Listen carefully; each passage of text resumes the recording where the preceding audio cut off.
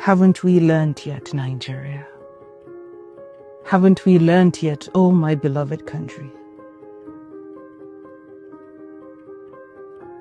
Haven't we seen enough graves dug by hands shaken in fury, in fear? And haven't we carried enough bodies, stiff and silent, wrapped in the weight of injustice? See, I was 4 when crisis knocked at our door in Sabon Tasha, Kaduna State, when fire licked the edges of homes and men became beasts in broad daylight. We hid behind Baba Ifeanyi's wall, my grandmother reciting the Lord's Prayer, foreign words falling from her lips like borrowed salvation. That was what saved us that day, a name that did not belong to the hunted. And yet, decades later, the scent of burning still lingers in the air. Haven't we learned, Nigeria, that mobs are blind wolves, that justice when left to the streets wears the face of madness? Have we not read the stories carved into history's walls? Biafra's bones still cry beneath the earth, and Jos still trembles from old wounds, and Kaduna, Kaduna, still holds the echoes of children hiding beneath staircases, learning fear before they learn their own names. But here we are again. Uromi, Edo State, on March 28, 2025, scrolling through a blood-soaked timeline where the dead are debated in the comment section. Have we lost our humanity so cheaply? That we auction our conscience for likes and retweets, that we write good riddance beneath a corpse, as if breath is a privilege only some deserve. Have we not learned yet, Nigeria, that silence is a co-conspirator? That when the leaders turn away, history sharpens its knife? That when justice is delayed, the earth grows fat with unmarked graves?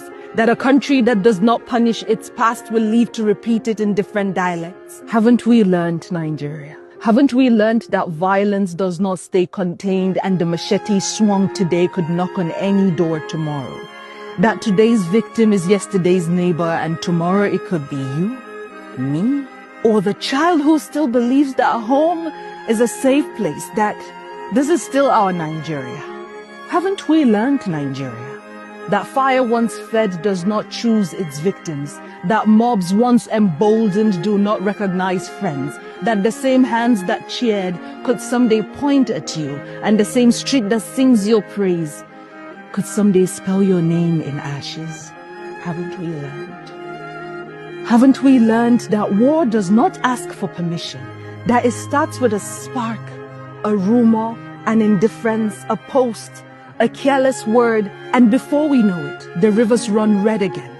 Haven't we learned that humanity should be our only tribe, that the land we fight over will forget our names, and all we will leave behind is a story of how we refused to learn? See, I am from the north, but my blood carries many names. 30% of my maternal family are Christians, and we are from southern Borno, where faith and family interlace, where Muslims and Christians break bread in peace. See, my grandmother, she married across tribes, across tongues 4 times, each husband a different shade of this nation. And some of my closest friends are Igbos, Yoruba, Ishekiri, Tiv, Esan people of Edo. So when I say I am a detribalized Nigerian, best believe it. And even if this happened elsewhere, my voice will be there. But today I say justice for the 16 northern men lynched in Edo, for a man stripped of his dignity and his life by a faceless crowd, justice for a name turned into a headline and then forgotten. Haven't we learned, Nigeria? Will this too be a headline for a day and then forgotten? Haven't we learned, Nigeria? Haven't we learned, oh my country?